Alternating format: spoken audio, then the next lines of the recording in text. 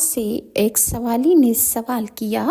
کہ دنیا کے وہ کون سے 7 جاندار ہیں جو بغیر ماں کے پیدا ہوئے۔ حضرت رضی اللہ عنہ نے جواب دیا، حضرت آدم علیہ السلام جو بغیر ماں کے پیدا ہوئے، حضرت بی بی حوا کہ جن کو حضرت آدم کی پسلی سے پیدا کیا، بغیر والدہ کے پیدا ہوئیں، حضرت محمد صلی اللہ علیہ وآلہ وسلم کو معراج پر لے جانے والا براق، اور حضرت صالح علیہ السلام کی اونٹنی جو کہ پتھر سے نکلی تھی، اور اس کو پتھر سے نکلنے کے لیے آپ کی قوم نے فرمائش کی تھی کہ اگر صالح تو سچا ہے تو اس پتھر سے ایک حاملہ اونٹنی پیدا کر دے۔ تو حضرت صالح علیہ السلام نے اللہ تعالیٰ سے دعا فرمائی اور اللہ تعالیٰ نے پتھر سے ایک حاملہ اونٹنی پیدا کی کہ جو ایک دن پانی پیتی تھی اور دوسرے دن پوری قوم پانی پیا کرتی تھی۔ لہٰذا ان لوگوں نے ضد میں آ کر اس اونٹنی کی کونچیں کاٹ ڈالی اور اسے قتل کر دیا۔ اسی طرح حضرت یونس علیہ السلام کو پیٹ میں رکھنے والی مچھلی بھی بغیر ماں کے پیدا ہوئی تھی، وہ اللہ کے حکم سے اس کی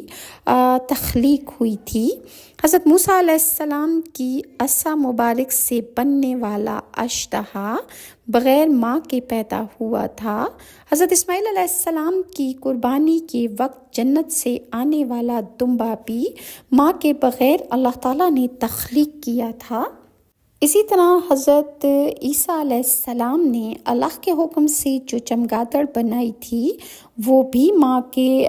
بغیر پیدا ہوئی تھی، اور قابیل کی رہنمائی کرنے والا جو کوا تھا اس کے بارے میں بھی کہا جاتا ہے کہ وہ بغیر ماں کے پیدا ہوا۔ حضرت علی رضی اللہ عنہ نے یہ تمام سوالات کے جواب دے کر انہیں حیران کر دیا، اور یہ تمام مخلوق اللہ تعالیٰ کے حکم سے پیدا کی گئی۔ اللہ تعالیٰ فرماتا ہے کن ہو جا تو وہ کام ہو جاتا ہے، کیونکہ اللہ تعالیٰ کی تخلیق سے کچھ بھی بعید نہیں، اس کے کن کہنے کی دیر ہوتی ہے، اور عرش سے فرش تک جو وہ چاہتا ہے وہ کر سکتا ہے، کیونکہ ہمارا اللہ کن فیکون ہے۔ اسی طرح ایک اور موقع پر ایک سائل حضرت علی رضی اللہ عنہ کے پاس آیا اور اس نے آپ سے 4 سوال کیے۔ سائل نے سوال کیا، یا امیر المومنین سب سے قریب چیز کیا ہے اور اس سے زیادہ قریب کیا چیز ہے؟